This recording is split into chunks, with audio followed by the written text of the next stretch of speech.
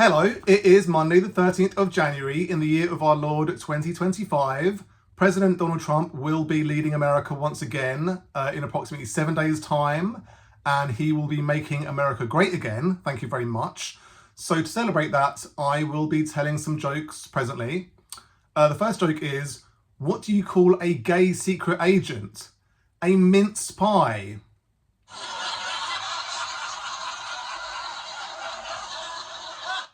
The term Judeo-Christian is like saying straight guy who enjoys sucking cock.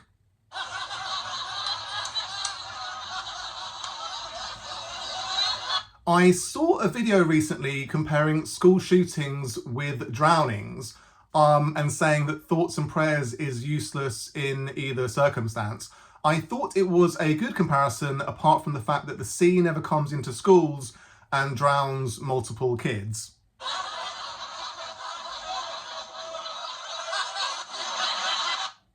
Apparently they were going to get the whole NYPD to show up for the Luigi Mangione perp walk, but they could only find 17 who hadn't been screwed over by their health insurance provider.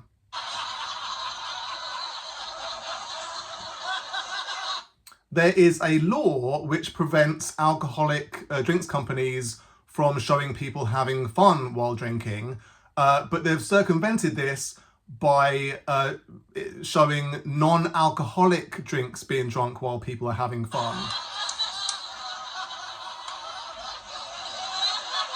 I went to the GP the other day because I've been urinating a lot, and I was concerned about potentially having prostate cancer. So he asked me to take my clothes off and bend over. I said, "Are you going to check my prostate?" And he said something like that.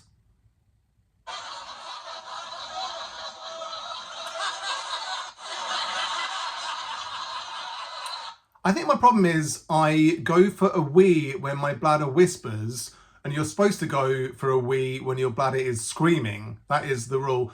It's basically treat your bladder like you treat your children. Only pay them attention when they're screaming.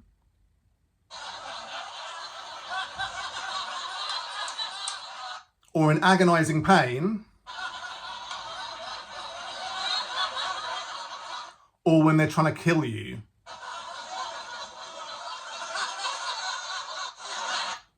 I'm excited about Elon Musk becoming president of the United States. It only cost him $277 million, which is less than he pays his children to pretend that they love him.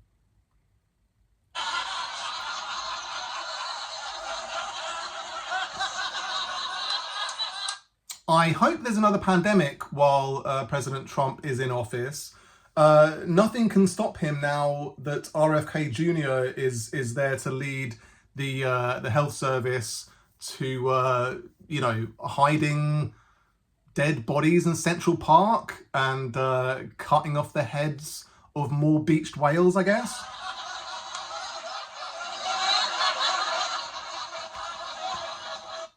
Trump has already announced he's bringing in new terms for the various races. Instead of yellow, you say good at maths, or abusive parents. Instead of saying brown, you say stinks of curry.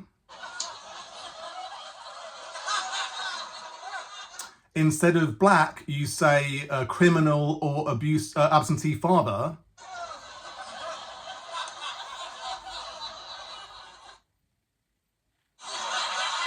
Instead of saying Mexican, you say illegal immigrant. And instead of white, you just say racist, because that is... Trump is ticking off a lot of Hitler boxes. He looks stupid. Hitler, of course, had the sort of dweeby, gelled down haircut and then the stupid moustache.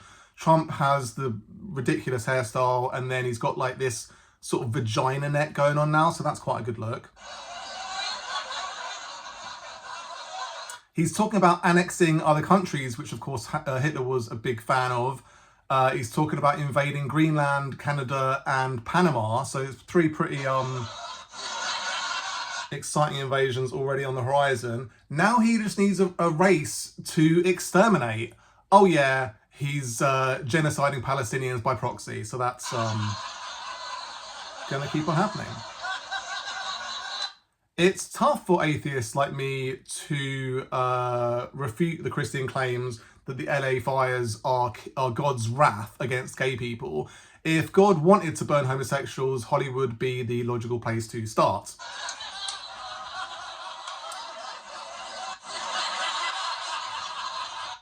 It was funny watching the UK MP Iqbal Mohammed argue in favour of people marrying their first cousin. I just wish the camera had cut to his children and maybe compared them to the characters out of the film The Hills Have Eyes.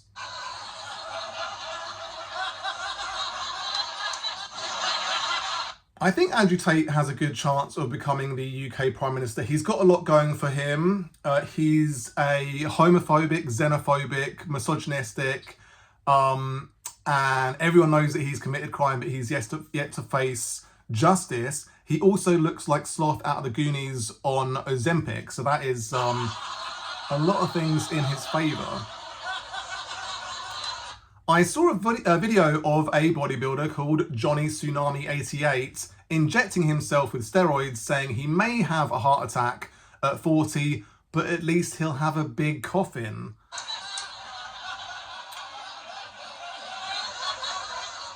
I just thought in my head, like, imagine a bulimic girl throwing up on camera saying, at least I'll have a small coffin. That was the thing that occurred to me in that circumstance. Those are all the jokes I wanted to go through with you. Let's go over them again currently, after I have displayed my muscles for you. I'm looking fairly lean at the moment, not as lean as I could be perhaps. There is always room for improvement. I often get adverts for going to Turkey to get my hair done so it looks better, to get my teeth done to make them look better, maybe to get some sort of plastic surgery. There are many things that I could do to improve myself, but I refuse. I will instead remain a human with all of my human characteristics intact, because that's what makes me me. So the first joke was, what do you call a gay secret agent? The punchline is, of course, a mince pie, because it sounds like a mince pie, like a thing that you have at Christmas. I don't know if they have them in other countries, but in the UK, certainly mince pies are enjoyed by a great number of people, and they are delicious. But like, it sounds like gay people mince. So like, if there was a mincy sort of spy, then he would of course be homosexual. There was the recent TV show Day of the Jackal, starring Eddie Redmayne, in which there was a whole part of the storyline in which he kind of faked having this sort of relationship with a dude. So he had like this gay relationship in order to complete his objective. And it's like, is this acceptable to have a secret agent, a sort of James Bond type person, being in a sexual relationship with a gentleman? This is unheard of territory, and we must stamp it out immediately. I didn't enjoy Day of the Jackal overall. I thought it really got incredibly weak for the last couple of episodes, but there were some good moments, and I think Eddie Redmayne is, of course, a very good actor.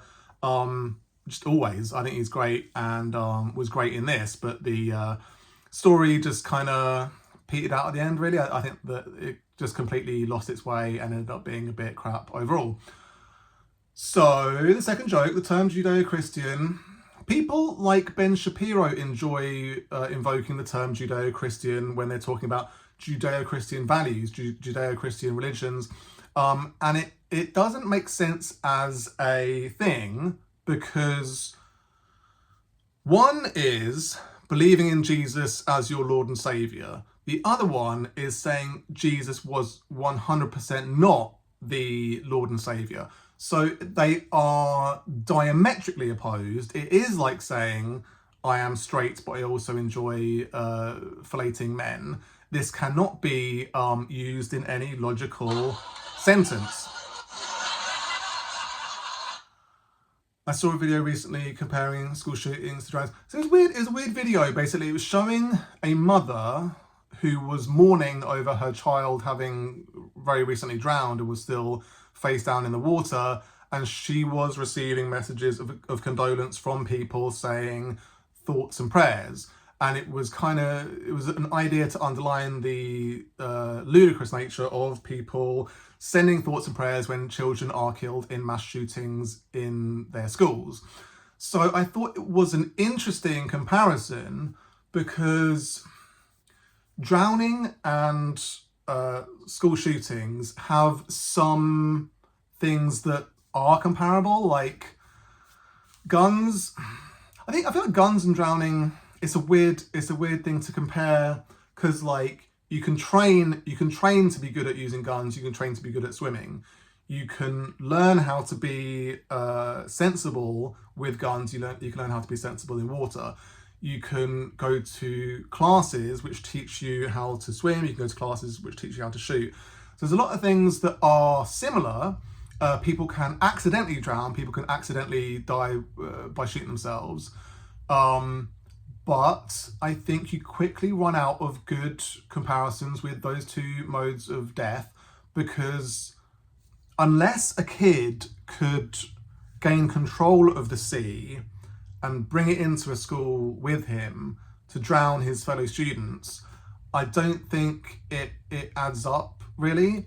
And nobody is talking about like the equivalent for increasing or making it harder to buy guns in America. I can't think of a good analogy with regard to drowning other than making it mandatory for kids to be taught how to swim. That would be a good thing. If it was like you 100% have to have your 100-meter breaststroke certificate by the time you're X age, I think that would be a good initiative. And I think a lot of people who do drown, it's only down to them not knowing how to swim at all. Like a lot of people drown when they are very proficient at swimming, and that is very unfortunate and kind of, I guess, almost impossible to legislate against. So, yeah, it's just like the guns thing. It feels like nobody needs to have a gun that is like easily accessible by kids. Like I feel like a lot of the times when school shootings happen, the gun is bought illegally, or maybe it's stolen, or I just don't know. It should just basically be like super difficult for people to buy guns unless it's obviously for hunting. I don't know. I just feel like coming from a country like the UK in which it is borderline impossible to buy a gun, unless you're a farmer, I guess.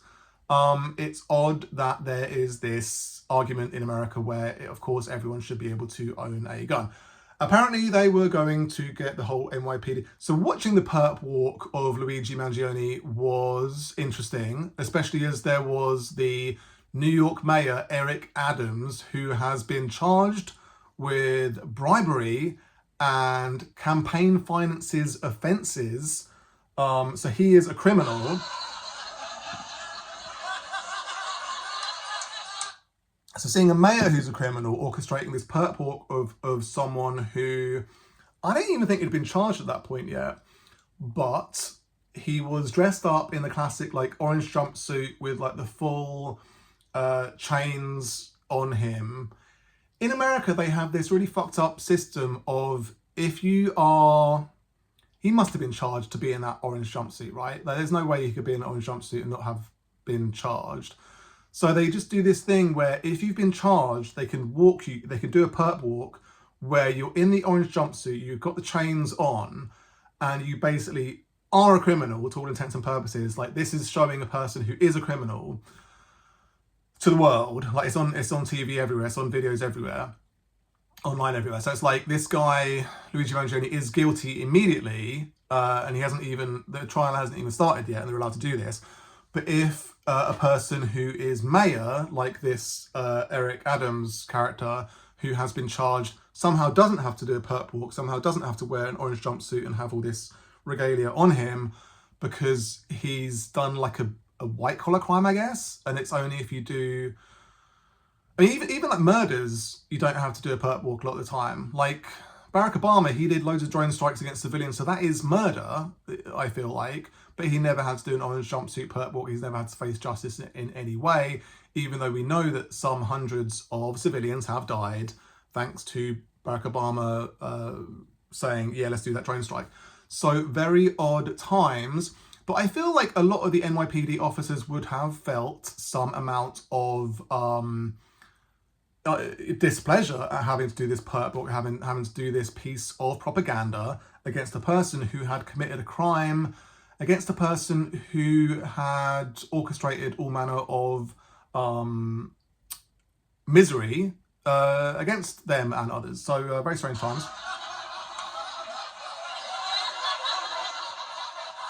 There is a legal framework in the UK, there must be in other countries as well, which prevents alcoholic drinks companies from showing certain things in their alcoholic drinks advertisements. One of the main things is you cannot show people drinking the booze and having a good time. That is illegal. You cannot do that. It will not pass the Advertising Standards Authority's benchmark. So it's interesting now, I see a lot of adverts for non-alcoholic drinks that are, you know, a part of the alcoholic drinks, you know, range, and they say, drink this like Carlsberg 0%, and it's delicious, you'll have a good time, it's the best thing ever, look at these people partying. And oh, by the way, there is an alcoholic version as well. So it's this crazy loophole, and I don't know how they got away with it. It feels like something that the Advertising Standards Authority should tighten up, because it's basically like if you look at an alcoholic drink and see people having fun, obviously like there is this feeling that drinking alcohol does make you have fun and does make you more confident, does make you easier to talk to girls, like all this other stuff. So like showing it in adverts should be illegal, and it should not be shown certainly to underage people, but in people in general. So I think it's a pretty sick loophole, and yeah, it's crazy.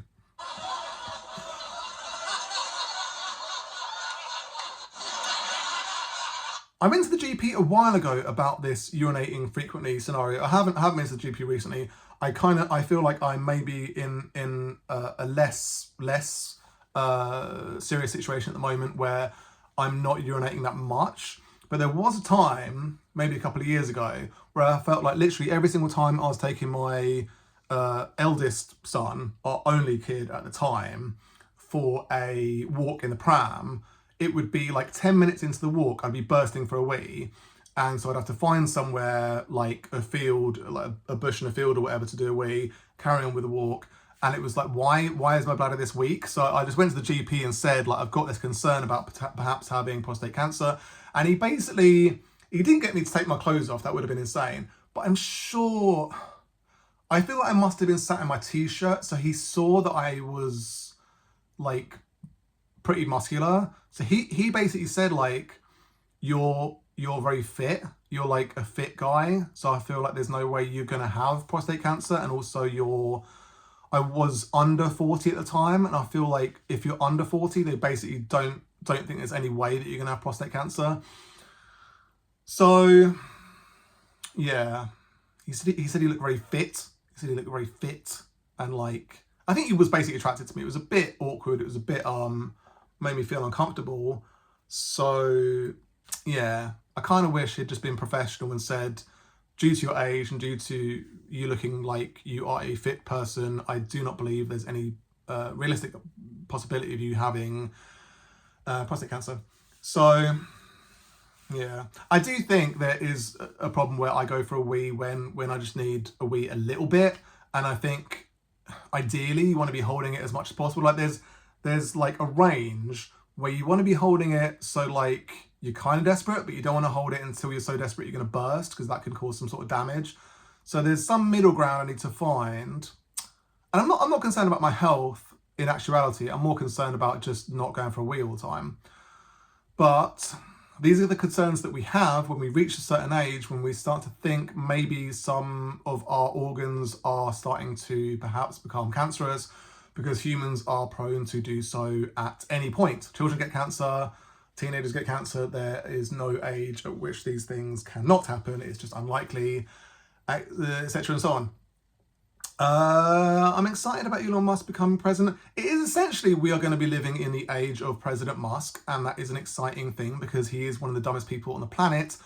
And it only cost him 277 million. So it seems really cheap, seeing as he's a multi-billionaire, that he only had to spend a couple of $100 million on that, and that he has to pay his children. He's got that one child who is, I guess, the youngest, who he's always putting on his shoulders. And I guess it's a twofold defense mechanism. One is to be like, look, I have this young human on me, so I am a human. This kid loves me clearly because he's on my shoulders, and then also because he's had some sort of hair transplant thing. I don't know what he's done, but like at one point he was basically bald, and now he's got a full head of hair. So something's happened. I think he's got some sort of scars on his scalp. So I think the kid being on his shoulders protects that, so you can't see the scars on his head, and so that's why he's done it. Yeah, RFK Jr. is like a demon. I don't know if you've done any research about the Kennedys, but they are essentially the Targaryens of US politics. If you Google Rosemary Kennedy, you'll read a horror story in which this lovely young woman back in 1918, I want to say, I don't know, it was like some perhaps 100 years ago, and Rosemary Kennedy was a lovely young lady, very beautiful, very charismatic. She had a personality, she had some fire in her belly. She didn't do what people told her to do all the time. She was somewhat rebellious, it would seem. And so her family orchestrated this plan where they got her lobotomized. And so she lost control of her bladder function. She lost control of many of her just normal faculties, and reverted to kind of the intellect of a child. So incredibly upsetting stuff. They are a demonic family, and RFK Jr. is the latest exponent of that. And he has come up with many and varied fucked up ideas about how to run a health service. So I think that can only lead to death and destruction. The thing about new terms for the various races, I just made that up, but I feel like Trump, it would not surprise me if Trump did start calling the various races racist terms, because he called COVID the China virus, which is racist. He has a long history of calling Mexicans rapists and criminals. He didn't believe in that group of kids that were accused of rape in Central Park. I don't think he's ever retracted that statement where he said, I still think they're guilty even though they were exonerated. So he is fundamentally racist. He hates any race that isn't white. So he's a scumbag. I was trying to think of like the most outrageous things that he could do as president, and anything I come up with isn't going to be as crazy as the stuff he's going to do. I predict that he will add his face to the what's that monument where it's all the presidents? I don't know. But he will add his face to that. He will construct many statues of himself in Washington. I think he wants to leave a legacy. He wants to be in the history books. So that is what he's going to do. That's why he wants to invade Greenland and Canada and Panama. And it wouldn't surprise me if he talked about invading the UK as well to become part of the US. The UK has been referred to as the 51st state previously. So if he said he wants to bring in the UK into as the 51st state in the US, that wouldn't surprise me. So whatever he comes up with is going to be more insane than anyone can possibly imagine.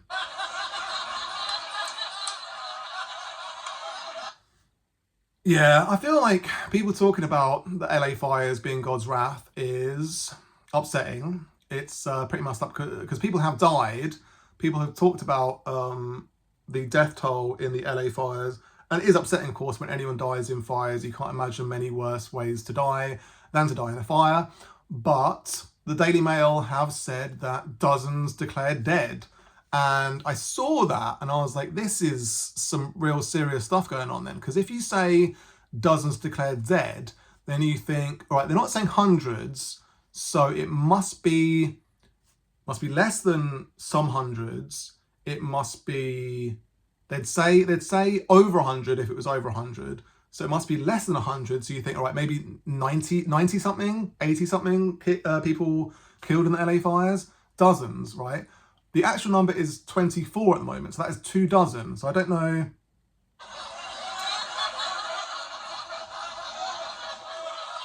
And then Jamie Lee Curtis was recently in a interview scenario, and she said that the aftermath of the LA fires looks similar to a war zone such as Gaza, and there was some awkward comments about that, like this is unheard of behavior. You shouldn't be comparing the LA fires to Gaza because it's 2 completely different situations.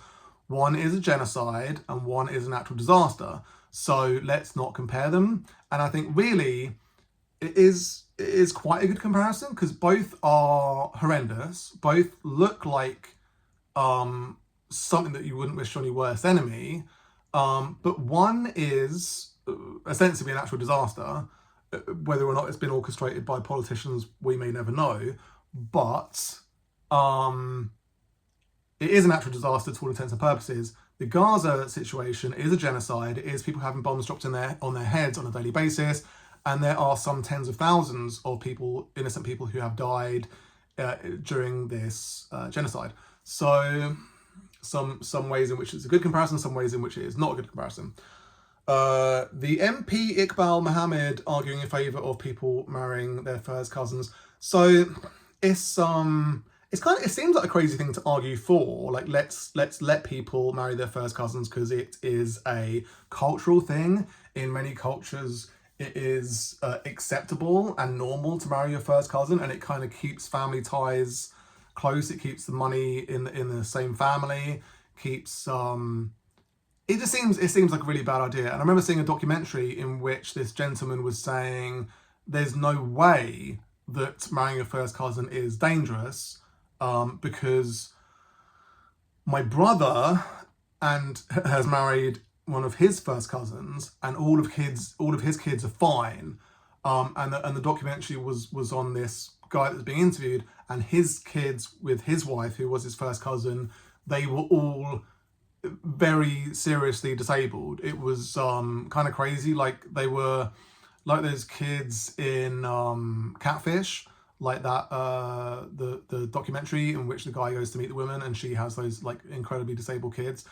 And it's like, do you think there's any possibility that you marrying your first cousin has led to you having these really incredibly disabled kids? It's like, no, because my brother has married his first cousin and their kids are all fine, so there's no way. But it's like, if you have kids with your first cousin, you are basically playing Russian roulette with your kids. Like, every time you do that, because the genetic information available between the two of you is virtually identical, there's not much possibility that if you have one faulty gene, that's not going to be, doubled down on by your first cousin. So it's a very dangerous game and can almost only ever lead to disaster. Andrew Tate has declared that he wants to become the UK Prime Minister. He doesn't understand how UK politics works. You cannot run, one does not run for the position of UK Prime Minister. How it works is, because we're in a parliamentary system, you vote for a party when you vote in our general elections. So he would have to be part of a party, and that would have to be the party that wins in order for him to be the Prime Minister. So he says he's started this party called the Bruv Party, which is a ridiculous name, but he could only become Prime Minister if that party won in the general election. So there would have to be some dozens of MPs in this Bruv Party who all got elected, and so this Bruv Party was the main the government was comprised of this party. So it's never going to happen. But he has some things going for him. He is homophobic, he is xenophobic, he is misogynistic. He presents as white. He has, I believe, one black parent, so he is also able to call himself black. And then I think he can also pass for being brown. So those are things working in his favour. Also because he has the potential to, you know, be acceptable to various races. I saw a video of a bodybuilder. So this bodybuilder was injecting himself on Instagram, and the caption was, "I may have a heart attack at 40, but at least I have a big coffin." It was insane. It does feel like if you are taking steroids, that is, in order to get big muscles, that is a form of body dysmorphia in the same way as, I suppose, but like bulimia is different because it's kind of like you're trying to control your body in a different way. It's a slightly different situation, but it is similar. So I think it's a good comparison to say that it would be similar to a person who is throwing up on camera saying, I may die from this disorder, but at least I'll get a small coffin. So very strange times, and those are all the jokes. I've gone all over them again. Also, I forgot to say I did give blood the other day, so that's exciting. It went as smoothly as you could possibly hope for. So I've reached my bronze award for giving blood. I've done it 5 times now. So I'm going to keep doing it forever, and it's extremely good to do. I recommend anyone to do it because they treat you like royalty when you go there. And I just enjoy doing it because it feels like I'm saving lives while also being given free biscuits and crisps and that sort of stuff. So hope you enjoyed the video.